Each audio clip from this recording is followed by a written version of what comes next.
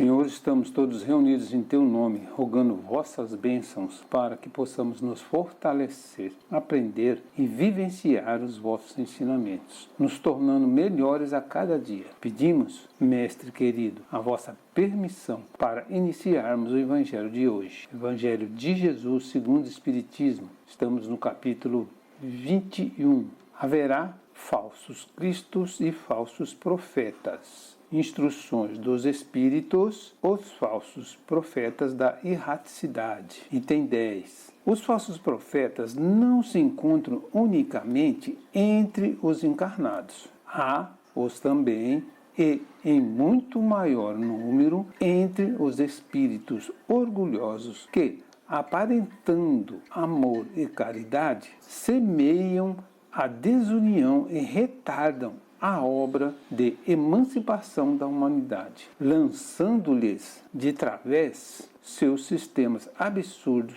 depois de terem feito que seus médios os aceitem. De través é transversalmente o contrário. E para melhor fascinarem aqueles a quem desejam iludir, para darem mais peso às suas teorias, se apropriam sem escrúpulo de nomes que só com muito respeito os homens pronunciam. São eles que espalham o fermento dos antagonismos entre os grupos, que os impelem a isolarem-se uns dos outros e a olharem-se com prevenção.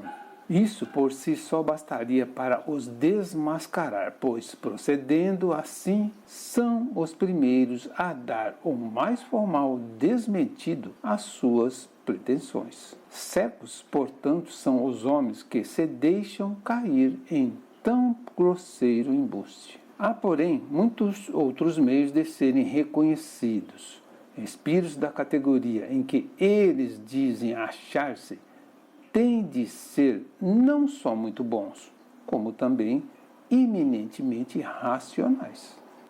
Pois bem, passai-lhes os sistemas pelo crivo da razão e do bom senso e vede o que restará. Esteja de acordo, pois, comigo em que todas as vezes que um espírito indica como remédio aos males da humanidade ou como meio de conseguir-se a sua transformação, coisas utópicas e impraticáveis, medidas pueris e ridículas, quando formula um sistema que as mais rudimentares noções de ciências contradizem. Não pode ser senão um espírito ignorante e mentiroso. Por outro lado, crede que, se nem sempre os indivíduos apreciam a verdade, esta é apreciada sempre pelo bom senso das massas, constituindo isso mais um critério. Se dois princípios se contradizem, achareis a medida do valor intrínseco de ambos, verificando qual dos dois encontra mais eco e simpatia. Fora com efeito ilógico admitir-se que uma doutrina cujo número de adeptos diminui progressivamente seja mais verdadeira do que outra que veja a dos seus em contínuo aumento. Querendo que a verdade chegue a todos, Deus não a confina num círculo acanhado, a faz surgir em diferentes pontos, a fim de que, por toda parte, a luz esteja ao lado das trevas. Repeli, sem condescendência, todos esses espíritos que se apresentam como conselheiros exclusivos, pregando a separação e o insulamento. São quase sempre espíritos vaidosos e medíocres, que procuram impor-se a homens fracos e crédulos, prodigalizando-lhes exagerados louvores, a fim de os fascinar e de tê-los dominados. São geralmente espíritos sequiosos de poder e que, déspotas, públicos ou nos lares, quando vivos, ainda querem vítimas para tiranizar depois de terem morrido. Em geral, desconfiar das comunicações que trazem um caráter de misticismo e de singularidade, ou que prescrevem cerimônias e atos extravagantes. Há sempre, nesses casos, motivo legítimo de suspeita. Estais certos, igualmente, de que, quando uma verdade tem de ser revelada aos homens, é, por assim dizer, comunicada instantaneamente a todos os grupos sérios que dispõem de médios também sérios, e não a tais ou quais com exclusão dos outros. Nenhum médio é perfeito se está obsediado, e há manifesta obsessão quando um médio só é apto a receber comunicações de determinado espírito, por mais alto que este procure colocar-se.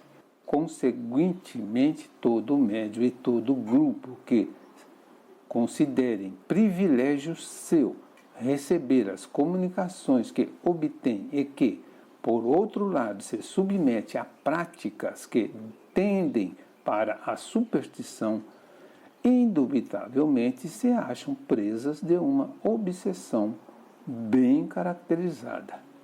Sobretudo, o espírito dominador se pavoneia com um nome que todos encarnados e desencarnados devem honrar e respeitar, e não permitir seja declinado a todo propósito. É incontestável que, submetendo ao crivo da razão e da lógica todos os dados e todas as comunicações dos espíritos, fácil se torna rejeitar a absurdidade e o erro.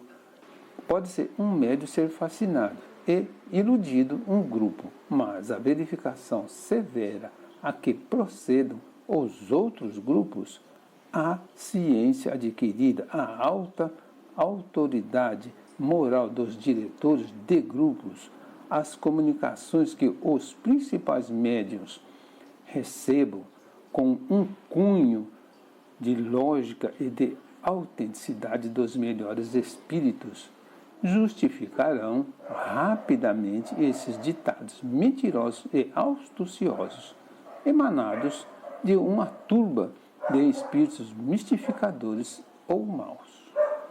Erastus, discípulo de Paulo, Paris, 1862. Nós temos também esse mesmo assunto no item 11, Controle Universal do Ensino dos Espíritos, lá no livro dos Médios, na segunda parte, capítulo 23, que trata da obsessão. Encerramos aqui uma parte do capítulo 21. Haverá falsos cristos e falsos profetas. Agradecemos ao Mestre Jesus todo o amparo e proteção.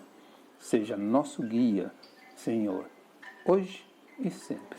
Auxilie-nos a sermos tão bons como o Evangelho nos ensina, a sermos mais amáveis, pacientes e resignados perante as provações que precisamos viver. Que Jesus nos abençoe sempre.